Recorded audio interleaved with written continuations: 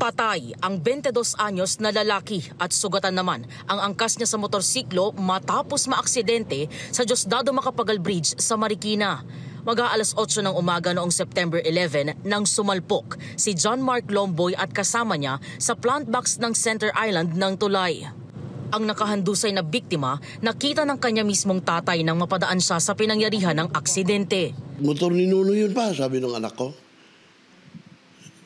Tumakbo na ako, palapit doon dahil natanong ko na rin yung nakahandusay. Nakita ko na lumalabas na yung dugo sa tainga, sa ilong. Doon ako napaiyak. Kasi talagang bigla hindi ko akalain na yung anak ko na pala yun. Ayon sa pulisya, self-accident ang nangyari. Pero base raw sa pahayag ng babaeng angkas ni John Mark, meron daw pumitik. Yun yung unang sinabi niya na sasakyan, kaya na-outbalance yung anak ko sa Munibela. Kaya sila bumangga doon sa square na ako ng laman. Doble raw ang sakit nang masilayan niya ang anak na nakahandusay at wala pa umanong rumisponde. Ang tanong ko kagad, bakit hindi pa nyo tinatakbo sa hospital ito? Ay sir, hinihintay pa namin yung stretcher. Bakit ganon, sabi ko. Sabi ng pulis, sabi raw nung taga-ambulance, patay na raw. Hinawakan ko dibdib ng anak ko, umihinga pa. Pumipintig pa ang puso, gumaganon-ganon eh. Unang rumisponding ambulansya sa lugar ang Barangay Santa Cruz Antipolo Fire and Rescue. Pero hindi raw nila nadala agad sa ospital si John Mark dahil wala silang stretcher.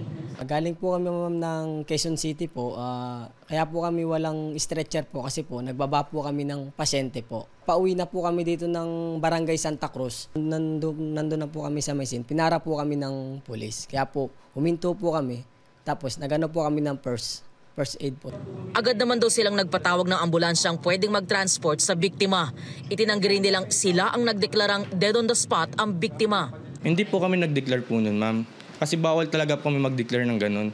Mahigit 2 oras daw ang inabot bago nadala sa ospital si John Mark ng ambulansya ng Marikina Rescue, kung saan idineklara rin siyang dead on arrival. Labis ang pagdadalamhati ng pamilya ng biktima na pangarap pa naman daw na sumunod sa yapak ng kanyang tatay bilang sundalo. September 19 nang ilibing ang biktima. Ito ang unang balita. EJ Gomez para sa GMA Integrated News.